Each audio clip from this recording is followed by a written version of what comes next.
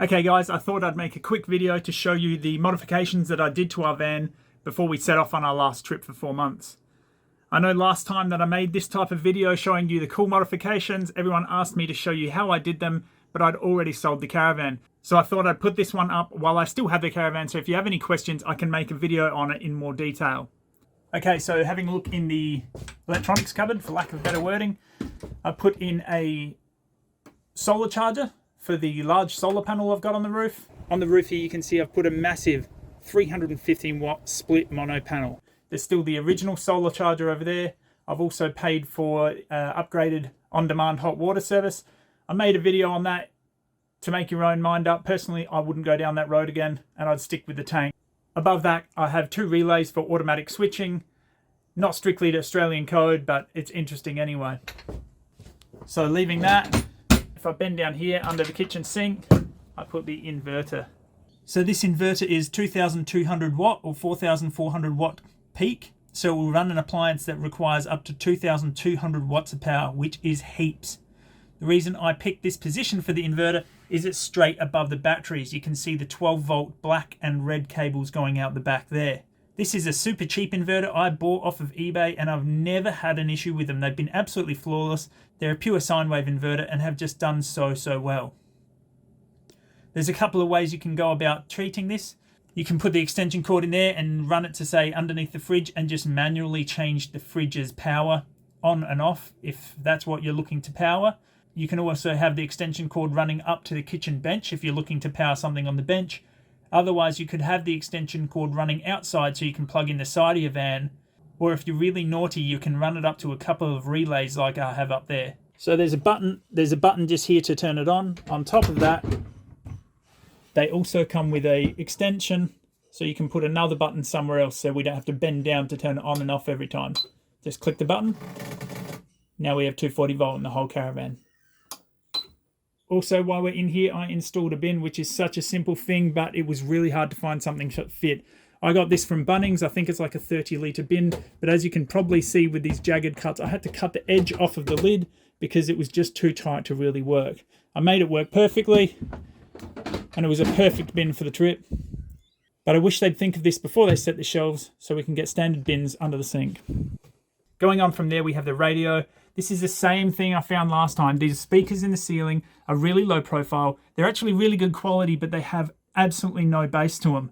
So I ran a cable across, down, underneath the Caravan, and then in under this seat here. I've got a slimline subwoofer under the seat this time. Okay, this one's a super simple one. We just put some curtains up. Last time we put a Constantina door there, but I found that because it folded back, it actually restricted the access. It would stick out like an extra inch. And the opening to the rear here is already not that wide. So I actually found I would walk past and my shoulder would hit it and actually break the clip. Where with this, it's obviously fabric. But also if you want it out the way, you can just tuck it into the step like that. Okay, this isn't a modification I did, but it's something I opted for.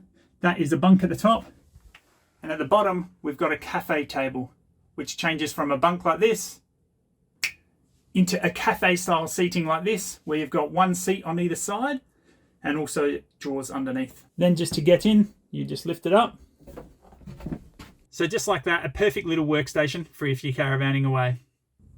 Another quick one while we're still inside is this hose again in the shower. They're still running the braided metal hosing and it clangs around and eventually pulls the tap off with it when it's bouncing around. All I did is put a rubber one on and it just wedges up in the corner like here. And that has not fallen out, not over the last 15,000 kilometers we did this trip. And our last one didn't fall out over the last 20,000 kilometers we did the other trip. It's such a simple little hack, and I reckon this would be even cheaper than the braided line. I don't know why the Caravan manufacturers don't just put this in to begin with. Another thing I did do is I put extra shelves everywhere. So where this had 1, I put 3. Underneath, again, extra 1 in there. Up above the couch, put an extra shelf the entire way along, all of them. And on my side here, I even put shelves here because I never had hanging. So I had shelf, shelf, shelf. And then for those who are incredibly astute, this one down here is a little hidden cabinet underneath. That's where we would put our passports and laptops and anything like that when we went away. My wife's side we left as is because she wanted the hanging. So along with the shelves, I also put divider underneath the bed. 3 just evenly broken up dividers there, and then 1 which fit the Thermomix in here, and then just 1 large one for me back there. Another thing I did, which is probably more important to people that are taller, is I extended the bed. I don't know if you can see back here. This is just 130mm foam cut on an angle with black vinyl across it. That pushes the bed out because I found that way you can put your pillow right to the end of the bed without hitting your head on the window frame, and it also pushes the bed 130mm that way, so you've got more length for your legs. Okay, beyond that, my wife loved these magazine holders. We also put extra hooks in everywhere, hooks for the brooms, hooks for hats, hooks for keys, hooks for headphones, just hooks everywhere. They come in so handy. Well, that's about it for inside. Let's have a look outside. Okay, so this one is the front storage hatch. Ignore all my junk that's in here. But what I did is I went to Stratco again and got them to make me a flashing. That flashing is here and goes across and up, and it's glued and screwed at both ends. I put a hockey strap here. It holds a table in. This table actually has 2 bench chairs in it as well. It keeps it up and out of the way so you can have more storage underneath. Then on top of that, any surfboards or anything else then would also fit up there as well. We've got the jack, fly mesh room. We've got the mat that you put outside on the ground. Got the little bug zapper here. Runs on like 14 watts as opposed to the old ones which were like 2000 watts. So this will run easily off of the inverter anywhere we go.